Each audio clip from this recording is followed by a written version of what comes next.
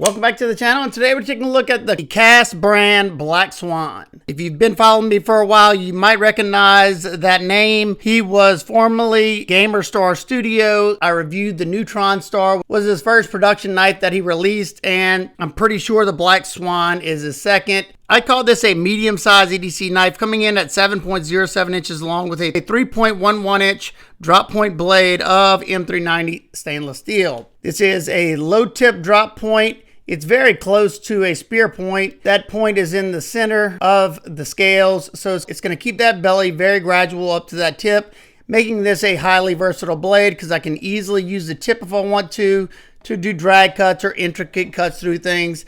In hand cuts, it could be great because you have a lot of straight edge to make those cuts, and you still have enough belly to easily make cuts on a flat cutting surface. So this is definitely one of my favorite blade shapes to use. Now, I'm not exactly sure what kind of finish this is on here, but it looks like either a vapor blast or a very fine bead blast with a lot of finishing underneath.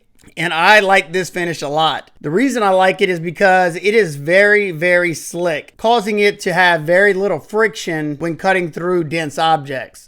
Not to mention, it doesn't smudge up bad, and it's crazy how that feels. I mean, very slick. So you have that blast or whatever this is on the primary, the swedge, and on the spine. And then you have a little bit of contrast because the flat right here is a nice brushed satin finish. That tip right there is nice and thin, but not overly thin where you got to be super worried about it. You do have a row of jimping and somewhat of a thumb ramp right here, but I would say that's more for the front flipper because you could choke back if you wanted to, but for the most part in the saber grip, I'm going to be choked up right here. So I do think it could have benefited by having a small row of fine cut jimping right there just for something to hold on to. And we'll talk about that later again. Yeah, pretty interesting thumb studs on both sides, and I'm sure they went with this type of, or at least far out thumb studs just so you could clear the scales, and we'll talk about that more in the deployment. You have a sharpening choil, clears the plunge grind, and from where it looks like the plunge, it looks like the plunge is hitting about right where my fingernail is, so I should have a lot of sharpening before this will widen up. This is a full flat ground blade, and whenever I felt it in the first impressions video,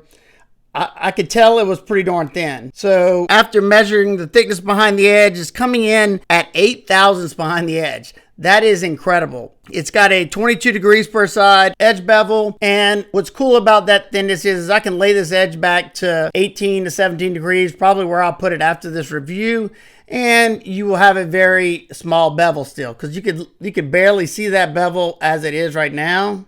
If you look at the tip, you can see it a little bit better there because that's getting a little bit wider because it's a little bit thicker toward that tip. So that thin edge bevel and that full flat grind should allow this to slice very, very well. We're going to find out.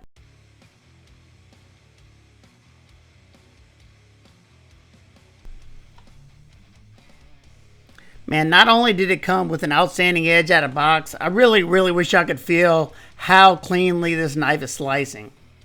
You know, it has everything to do with the thinness behind the edge and this finish, this blade finish. Man, I can't wait to see how it feels whenever I'm doing the rope, but so far, I mean, performing outstanding. Very, very sharp and very, very slicey. It's not a huge knife by any means, but definitely have enough blade to get the job done.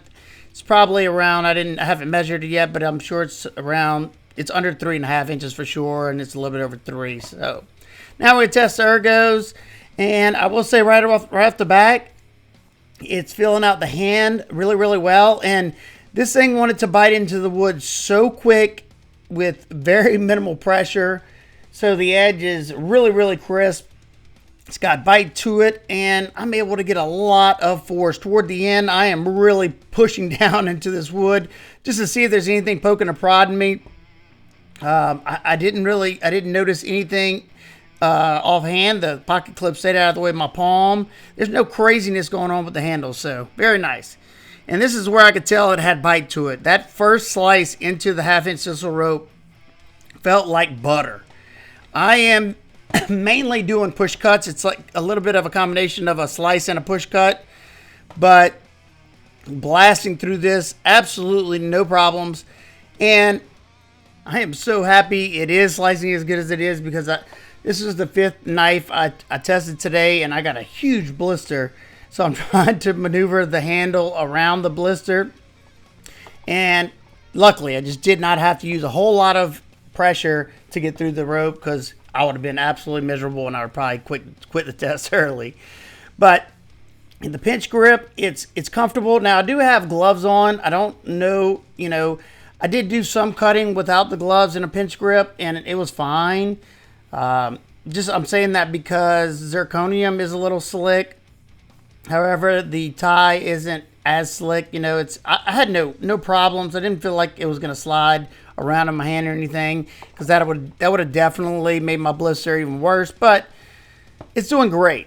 We end up getting through 130 cuts with this piece that I cut, and there's no doubt about it, I could have kept going. But of course, like I said, I'm not testing for edge retention. I'm just making sure there's nothing crazy that goes on with the blade, that the steel isn't getting dull after 3 cuts, or it's not dull out of box, because I've had knives like that. But it's everything I'm looking for whenever I have to test a knife, because I've said it many times before, nothing worse than a knife that doesn't have any bite to it, or it's just not sharp. This one has both. So I ran out of my leather, but this is some very thick, old saddle leather that's super dried out and very hard, and it's cutting through it like it's cheese.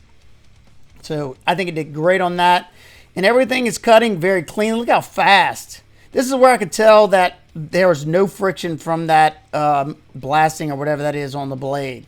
Very fast, very clean cuts. And it might look like sometimes it's struggling with the denim. It's just because that denim's flattening out, but outstanding job. This one was a joy to test, and hopefully I can test more from old Kass. Excellent job.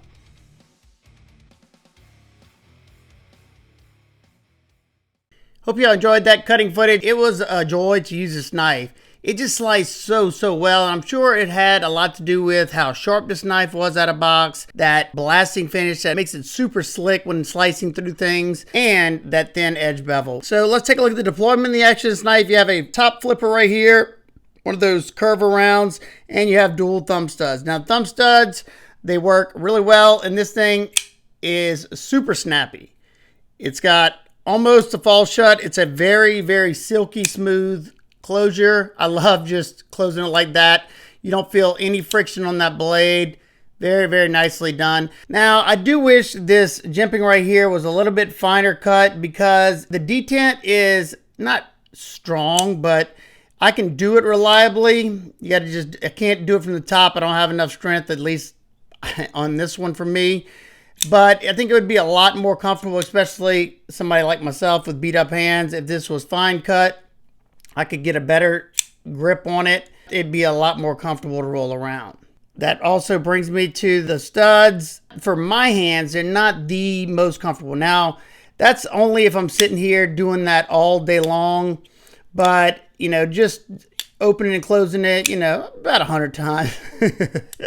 It's not bad. I do love the action, but I think I would have been a lot happier with some normal thumb studs. That little point, I don't know what it is, but sometimes whenever I go to flip it, it's a little uncomfortable for me, but for the most part, it's fine. This is something I would much rather change over the thumb studs, is finer cut jimping there. But that's me. Y'all got to understand that my hands are much more sensitive than the average person, so it probably wouldn't bother the average person. It is riding on ceramic ball bearings with a ceramic detent ball, giving it that glassy smooth action. Perfect break on both actions. I mean, look at that. Very nice.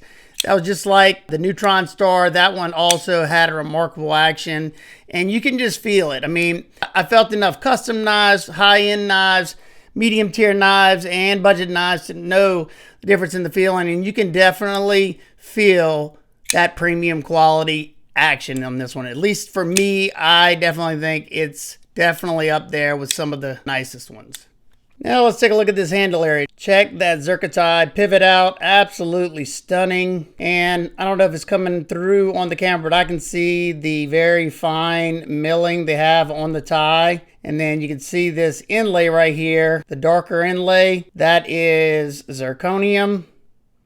And I'd say it's probably satin finished zirconium. Hopefully you can see that fine milling in the inside. I think it looks nice, and then it's kind of a different milling pattern on the titanium. And what's cool about this one, just like on the Neutron Star, as you can see, there's no exposed hardware at all on this side. Then roll it around, you have a titanium backspacer that comes up at a point, but it's still about flush with the scales. Very nicely done. And that's a pretty risky move because, as you can see, it's got to be lined up with that tip of that blade, or you can tell it's all centered. As you can see, it's perfectly centered on this one. And then you flip it around. This particular one has the zirconia clip that is also blind screwed, meaning that this one's screwed from the inside, so you have no visible hardware at all on the outside. And you have that same zirconium inlay on this side. I definitely see where he gets the Black Swan name. In the closed position, it definitely looks like a Black Swan. You can also see right here that you have contouring on those scales. And that's one thing I noticed right out the gate, is how comfortable this handle was. It has to do with the contouring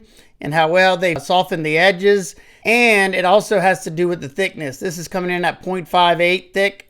And anything over 0.5 is going to be pretty darn comfortable, unless it's just got some crazy hot spots. But this is a fairly neutral handle. And over on this side, you have that same zirconia pivot cover there. And you can see that you have these 4 little holes. That's to remove the pivot. Don't worry, they give you the tool for the pivot, and they give you the Allen key to take this knife apart. So I didn't take it apart because it's just too smooth. I don't want to mess up anything. I don't know if it has capture bearings or loose bearings. So if you open it up, you can see that screw right there. I'm guessing that screw, like some of the other ones that I've seen, that screw, once you take it out, I'm sure is holding these 2 scales on. I'm guessing it's either dovetailed or something in the inside holding those 2. Very interesting the way they did that. And like I said, I think this is the second design that he's done with a screwless construction. Now, one thing I noticed as well is the clip is a little tight, but it is a smooth surface underneath there, so it's not that bad. Don't have a whole lot of ramp though underneath there. I had no issues with the jeans I wore whenever I carried this, but if you have a thicker seam on your jeans, that ramp may be a little small for you. At least you do have a good enough space underneath there. It's not a deep carry clip, but it sits about that far, and you can see the bling up top. Because of all this zirconium on here and your solid tie scales with an inset liner here, it does make this knife weighty. I mean, that's the nature of the beast with zirconium. It's just a heavy material. So it's 122.5 grams or 4.32 ounces. So not bad at all, in my opinion, especially with all that zirconium. I'm fine with it. Like I said, this is a liner lock, and mine's sitting at around 30 to 40% or so. Outstanding access to that lock bar. Not only does it sit up higher, you also have that chamfer. It is very comfortable to get my finger in there. And the lockup on this, for this being a liner lock, is super tight. No movement whatsoever. I can't muscle any movement whatsoever. And the locking liner, as you can see in there, is just a partial liner. The screw to the right of the lock bar is probably to hold on the zirconium. Yeah, I can see it up there as well. And as you can see, you have heavy skeletonization on the top titanium and on the back side right here. And for some size comparisons, we have the Ontario Rat 1 and 2. It's much more similar to the Rat 2. Next up, the Spyderco PM2 and Power 3. And it's almost identical in length to the Hinder XM18 3-inch. And it's a little bit bigger than the Chris Reeve Sabenza 31 small. And it's fairly similar in length to the Tactile Rockwall and the Benchmade Mini Freak. Now for my nitpicks and complaints, we discussed them already, but we'll go over them again. I think a small row of fine cut jimping about right here would have been great. Only reason I say that is because the top of this spine also has the same finish as this. And like I said, this portion is slick. Now, I never felt like I was going to slide off of it or anything. You have enough grip.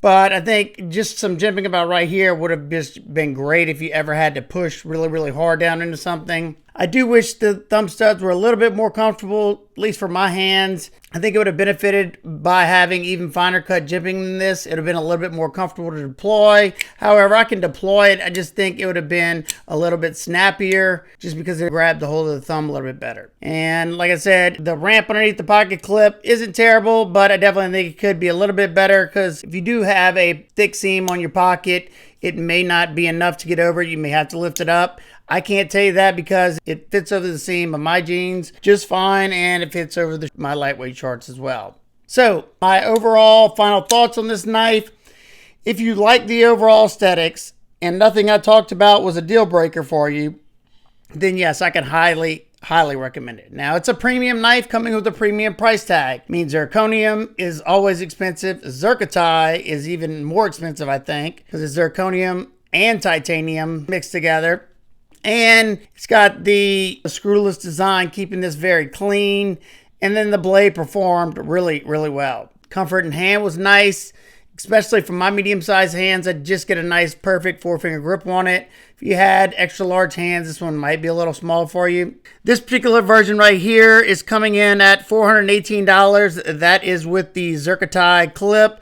And get the same exact version with the tie and the zirconium with the Zircotite pivots with a titanium clip for $388. They had a version with, instead of zirconium, it was Zircotite inlays on both sides. That one was also stunning, but it was more expensive than this one. But that one is now sold out. If you have any questions, comments, concerns, please leave those down below. I hope everybody's having an absolute amazing day. I will see y'all on the next one. Peace out.